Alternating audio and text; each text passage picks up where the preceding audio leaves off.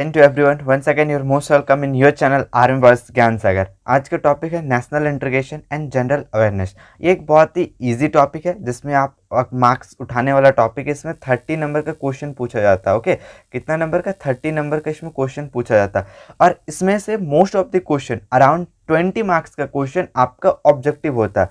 20 marks का question आपका objective होता है प्लस और अराउंड 10 मार्क्स का सब्जेक्टिव होता है सी के लिए।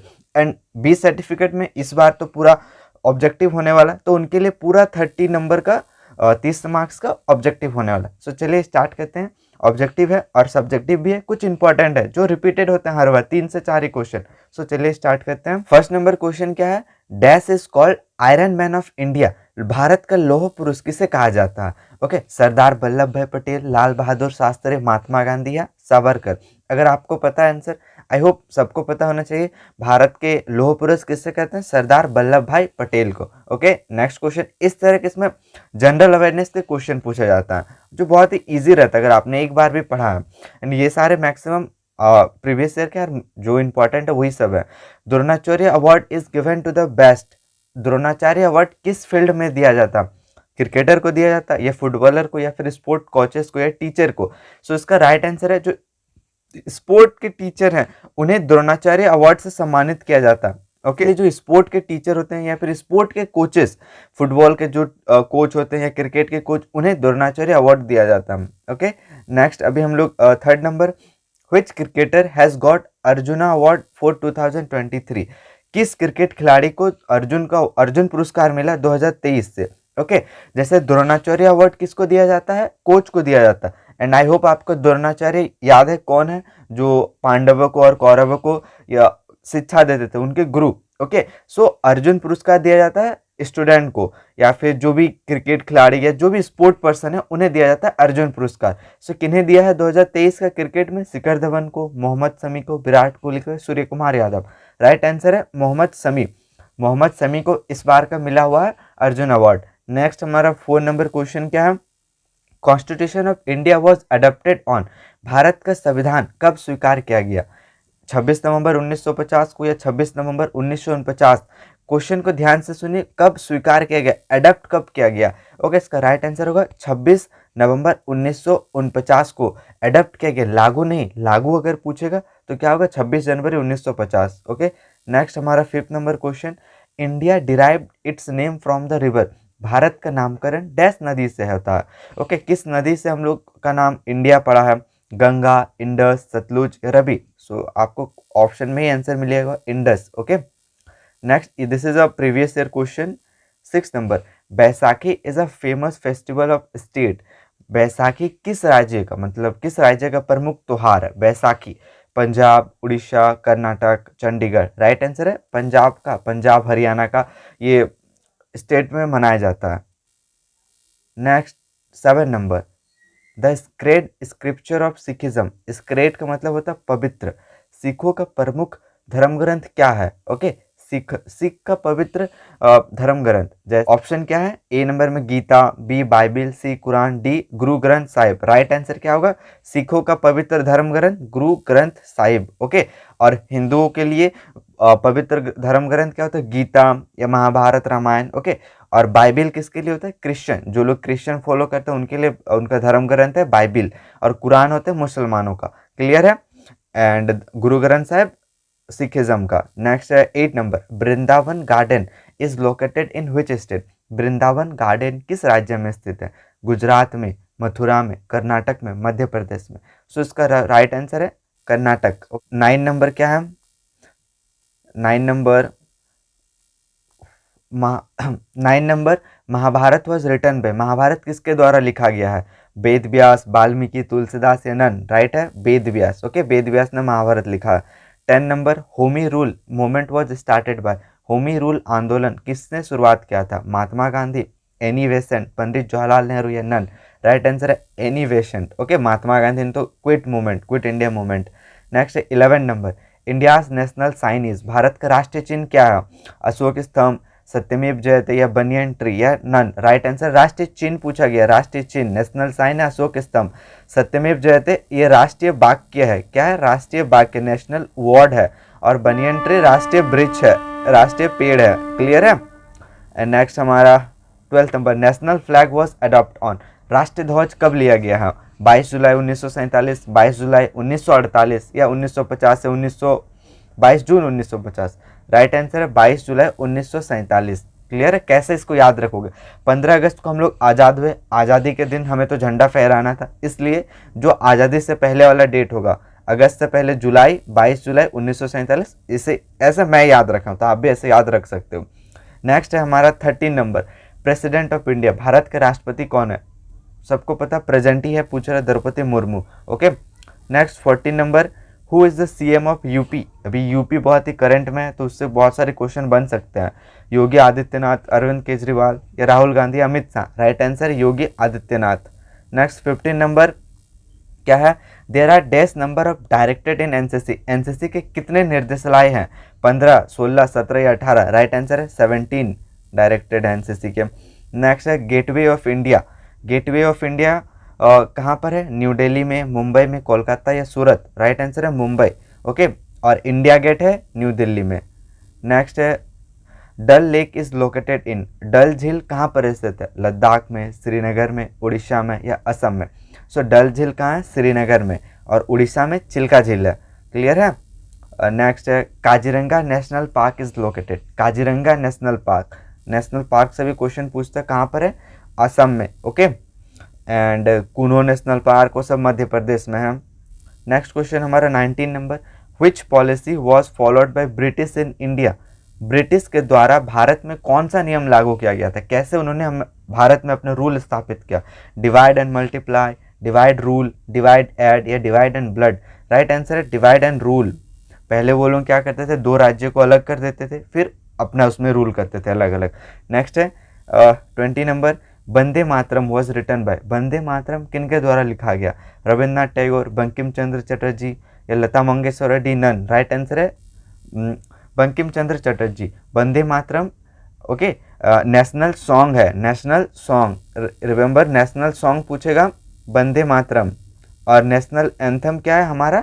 जन गण मन, जिसको रविन्द्रनाथ टैगोर ने लिखा। ये भी पूछा जा सकता है, इसको याद रखिएगा।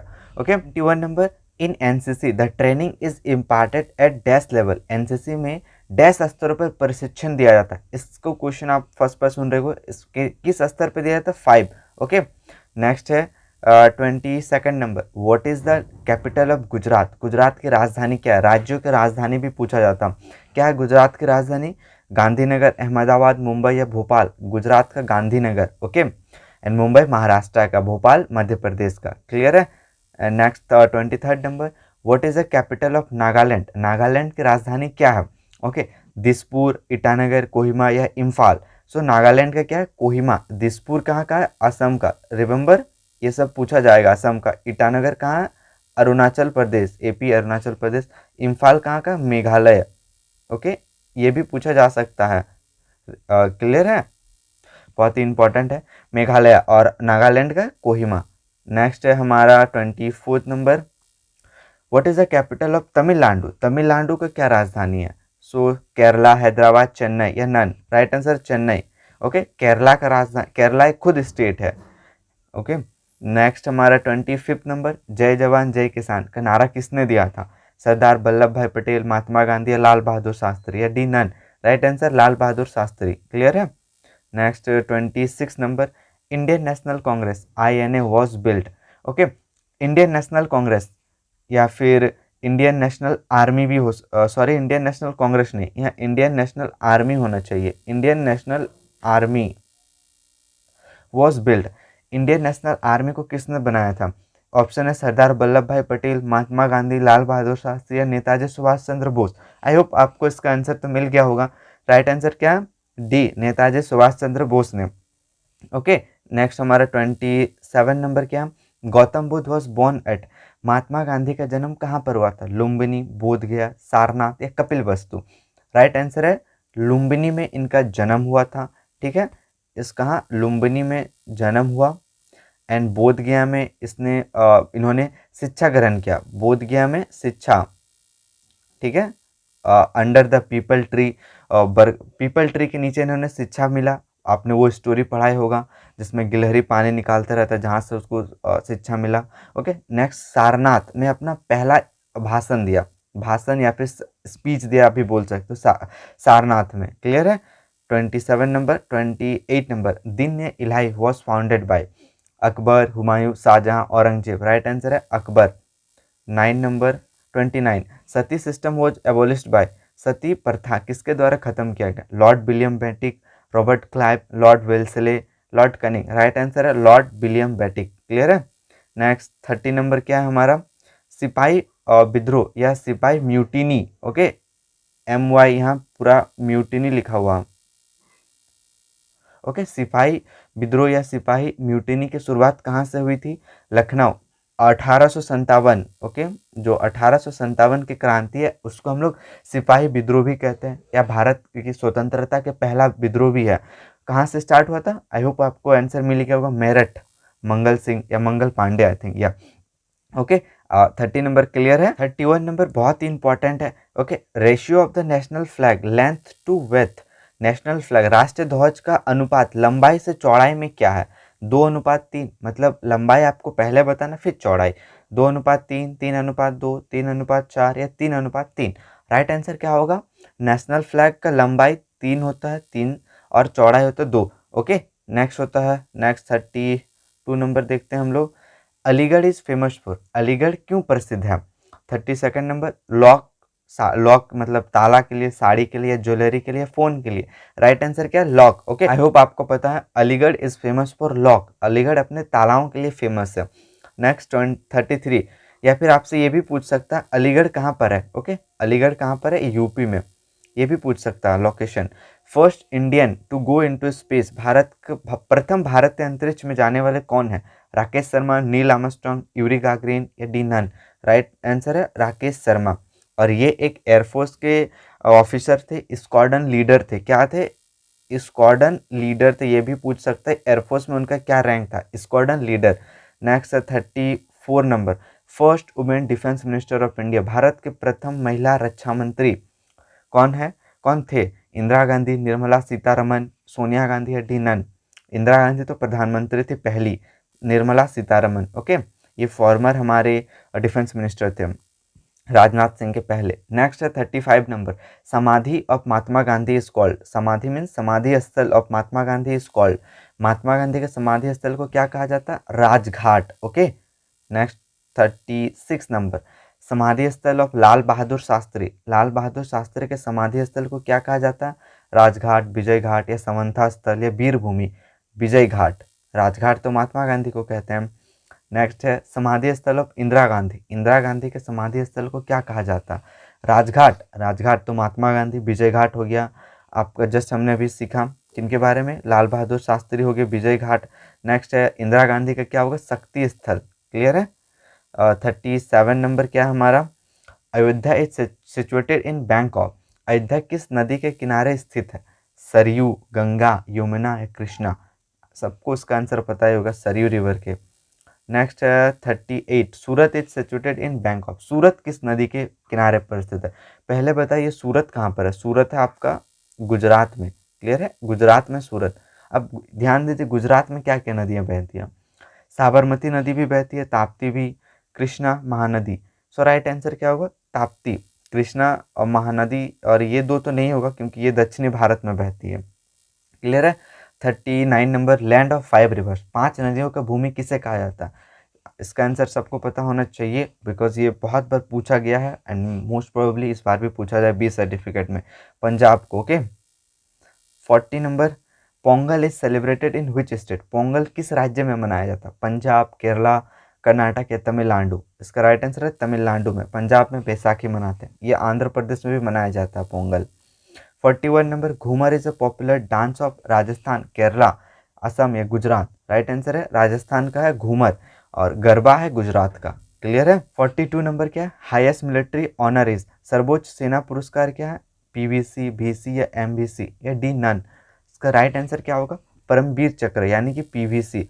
फर्स्ट में है पीवीसी, सेकंड में है पीवीसी, एमबीसी, फिर थर्ड में है महावीर चक्र, वीसी। ओके, क्लियर है। नेक्स्ट 43 नंबर क्या है? हाईएस्ट सिविलियन अवार्ड इज, सर्वोच्च नागरिक पुरस्कार क्या है? पद्म विभूषण, पद्म वीर चक्र, परमवीर चक्र या भारत रत्न या डी नन? राइट आंसर है Bharat Ratna, highest civilian award जो सर्वोच्च नागरिक को दिया जाता है। जैसे परमवीर चक्र सेना के जो हाईएस्ट होते हैं उन्हें दिया जाता है, एंड जो पब्लिक जो नॉर्मल होते हैं सिविलियन उनको भारत रत्न दिया जाता है। नेक्स्ट अभी हम लोग कुछ ऑब्जेक्टिव क्वेश्चन करेंगे। Okay, one more question objective का। NCC cadet in NCC activities are consider as. जो एनसीसी कैडेट है उनको एनसीसी के काम करने के लिए क्या कहा जाता है, या फिर वो कैसे काम करते हैं? क्या वो काम अकेले में करते हैं, या ट्रूप्स में करते हैं, ग्रुप में, या प्लाटून में? सो राइट आंसर है ट्रूप्स में। ओके, एनसीसी जो कैडेट को क्या बोला जाता है? ट्रूप्स में। ओके, एनसीसी कैडेट कहीं भी जाता है वो ट्रूप्स में जाते हैं। क्लियर है? अब नेक्स्ट हम लोग कुछ सब्जेक्टिव क्वेश्चन करेंगे जो ऑफन पूछा गया है आपके एग्जाम में। ओके, एंड 4 से 5 ही है जो हर बार रिपीट हुए हैं नेशनल इंटीग्रेशन से। चलिए सारे क्वेश्चन ये सी सर्टिफिकेट के लिए, बी के लिए जितने ऑब्जेक्टिव थे दैट्स इनफ। 4-5 लास्ट के 5-4 के साल के वो प्रीवियस ईयर पेपर हैं। ओके, एंड कुछ नए भी ऐड थे मेरी तरफ से। 46 नंबर क्या बोलता हूँ? Describe what are the hindrance of national integration. राष्ट्रीय एकीकरण के लिए बाधाएं कौन सी है? राष्ट्रीय एकीकरण, नेशनल इंटीग्रेशन मतलब राष्ट्र जो एक देश को जोड़े रखने के लिए जो जोड़ के रखना चाहिए उसको क्या क्या भंग करते हैं, कैसे उसको तोड़ा जाता है राष्ट्र को? एक है पहला culture aspect. Okay, different different culture होने की वजह से भी जो हमारा राष्ट्रीय एकता उसमें दरार आती है। नेशनल लिंग्विस्टिक फैंटिज्म वही है सेम, अलग अलग भाषाओं को वजह से भी प्रॉब्लम आती है नेशनल इंटीग्रेशन में। पॉलिटिकल मोटिव्स आप लोग प्रेजेंट में देख रहे हो, पॉलिटिकल पार्टी धर्म के नाम पे, कोई कास्ट के नाम पे कैसे देश को बांटते हैं। Next social disparity, next lack of education, और हमारा भी गलती, हम लोग बिना लैक ऑफ एजुकेशन की वजह से बिना सोचे समझे किसी को भी वोट दे देते हैं जो हमारे लिए ही हार्मफुल होता है। नेक्स्ट कम्युनिज्म, जातिवादी, इकोनॉमिकल इनइक्वलिटीज़, कोई अमीर है कोई गरीब है तो ऐसे भी होता है, उसमें भी नेशनल इंटीग्रेशन को दरार आती है, उसमें भी बाधाएं हैं, ये भी एक। फिर है रीजनल करप्शन। ओके, हमारे अपने क्षेत्र में ही जो करप्शन होते हैं, ये सारे कुछ हैं जो नेशनल इंटीग्रेशन के हिंड्रेंस है, बाधाएं हैं। ओके, नेक्स्ट 47 नंबर, ये भी बहुत इंपॉर्टेंट, ये भी 3-4 बार पूछा गया। वाई इज नेशनल इंट्रोडक्शन नहीं national integration important for progress of any nation? Okay, इसका आंसर यहाँ से है it's important for the following. Here you are the point है, आपको आंसर पॉइंट वाइज लिखना है। क्या है? Safety and territory for the nation. Okay, अपने देश को बचाने के लिए है, इंपॉर्टेंट है। नेक्स्ट है maintain the peace and harmony, शांति और एक सामंजस्य बनाने के लिए इंपॉर्टेंट है national integration. Growth and development of the nation, internal security, law and order, culture and religious development के लिए इंपॉर्टेंट है नेशनल इंटीग्रेशन। फिर economical and industrial growth, welfare involving of the people, dignity and self respect as a nation. Okay, and attract foreign investment, जितना ज़्यादा foreign invest करेंगे उतना हमारा economic growth होगा। ओके, ये भी बहुत इंपॉर्टेंट है, you can take the screenshot. Next, what are the current objectives of India? Present में इंडिया का क्या क्या ऑब्जेक्टिव है जो वो अचीव करना चाहती? एक तो है growth in a public and private sector. Okay, balancing growth in public and private sector. Next है modernisation of village linking with roads, village का मॉडर्नाइजेशन करना, इलेक्ट्रिसिटी देना, गैस पहुंचाना, ओके, पानी देना, ये सारे कुछ मॉडर्नाइजेशन करना विलेज को, उनको मेन रोड से जोड़ना। नेक्स्ट है self reliance in all sector, जैसे अभी हम लोग कुछ चीज़ को लेकर डिपेंडेंट है बाहर के कंट्री से, उसको कम करना है। डी नंबर सेल्फ सफिशिएंसी इन वेपन सेक्टर। ओके, वेपन के सेक्टर में भी हमें सेल्फ सफिशिएंट बनना है। ई नंबर है achieving economical development. Okay, economical development को भी हमें प्राप्त करना है, जो हमने सोच कर रखा 3 बिलियन का इकोनॉमी बनाना है। फिर providing social justice. Okay, social justice भी देना इंडिया के हर एक लोगों को। Next last question 49 number, write the short note on PVC and AC. Okay, Paramvir Chakra और अशोक चक्र के बारे में लिखे, बहुत इंपॉर्टेंट है, पूछा गया है। पीवीसी क्या होता है? हम लोग सब जानते हैं पीवीसी, परमवीर चक्र stand for, okay, it is a highest military decoration award. और ये कब दिया जाता है? Distinguish act of velar during war time, ये वॉर टाइम में दिया जाता है। रिमेंबर, युद्ध के क्षेत्र में आप अगर एक बहुत ही बहादुरी के साथ लड़ोगे और तब आपको पीवीसी दिया जाता है। और इसके जो युद्ध के समय में ओनली, और फर्स्ट रेसिपेंट पहले पीवीसी किसे मिला था? मेजर सोमनाथ शर्मा को। वो कुमाऊं रेजिमेंट के थे ड्यूरिंग 1947 से 1948 इंडो पाक वॉर। ओके, ये सब याद रखना है। और ये अवार्ड कब दिया जाता है? रिपब्लिक डे के दिन प्रेसिडेंट ऑफ इंडिया के द्वारा। पीवीसी का इतना इनफ है। एसी अशोक चक्र, जैसे पीवीसी वॉर टाइम के लिए हाईएस्ट गैलेंट्री अवार्ड है, उसी तरह एसी अशोक चक्र शांति के क्षेत्र में सबसे बड़ा पुरस्कार है। वो भी मिलिट्री को दिया जाता है, मिलिट्री के पर्सन को, ये सिविलियन को भी दिया जा सकता है। पढ़ते हैं India's highest peace time military decoration award, peace time, और पीवीसी वॉर टाइम था। For valour courageous action who self sacrifice away from the battlefield, जो देश की रक्षा के लिए, देश के संपत्ति को बचाने के लिए बैटलफील्ड से बाहर, मतलब बैटलफील्ड से बाहर शांति के क्षेत्र में अपनी जान देता है या फिर कुछ अच्छा काम करता है, उसे अशोक चक्र दिया जाता है। और ये मिलिट्री वालों को भी दिया जा सकता है और सिविलियन को, बट पीवीसी हमेशा हमेशा वन एंड ओनली आपके जो मिलिट्री वालों को ही मिलेगा। क्लियर है? ये सारे कुछ क्वेश्चन थे हमारे ऑब्जेक्टिव के। And now and we have done यही 4-5 ऑब्जेक्टिव क्वेश्चन जो नेशनल इंटीग्रेशन में घुमा के पूछते हैं। ओके, आपसे पूछेगा कि नेशनल इंटीग्रेशन में एनसीसी कैडेट की क्या भूमिका है, बस इतना ही है, 5-6 question. Okay, I hope it's helpful for you guys and thanks for watching. Jai Hind to everyone.